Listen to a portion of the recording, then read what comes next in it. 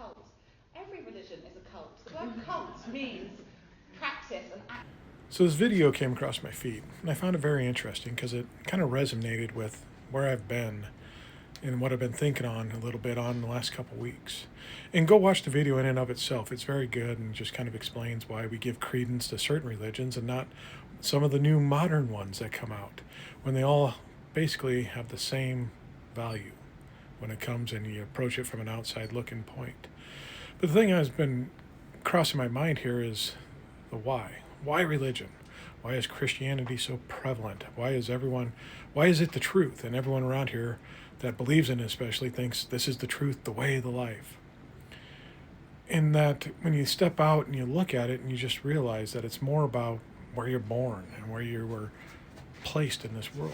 I was a Catholic when I was younger. I was a Catholic for one reason and one reason only. Not because God called me, not because I had some revelation, but because I was born to two Catholic parents who came from two Catholic backgrounds.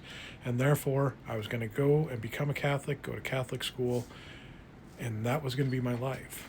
And then I did actually have a choice. And some Christians would say, well, that was God revealing himself to you and extending the hand to the actual truth. Not the Catholics worshiping the Pope, but the evangelical God that we believe in. And I met my wife, and we got married. And I joined into evangelicalism, believing in that.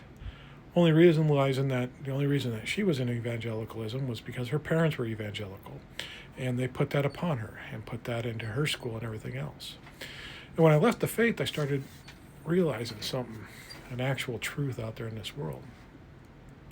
Wherever you're born in this world is really going to dictate how you believe and how that truth is the truth that you believe in. If you're born in the Middle East, odds are you're going to have an Islamic background, and you're really going to be fervent about that. And you're going to be just as fervent as any evangelical I've ever met about Allah and Muhammad being the prophet for Allah, as much as any Christian will claim Jesus was the prophet. And there really is no difference between the fervency and the belief and just how they want to approach it and accept it into their lives. So which is the truth? The only thing that's really separating from anything else is geography and where you're born and who you're born unto. So all these truths that we want to assign and say this is the one, how can it be the one? And it takes me back to a quote I heard Ricky Gervais say on Stephen Colbert one time, when he said, over time of history, there's been thousands of gods that have been created. And I'm an atheist to all those gods. But I'm only an atheist to one more God than you, Stephen, because you believe in this one.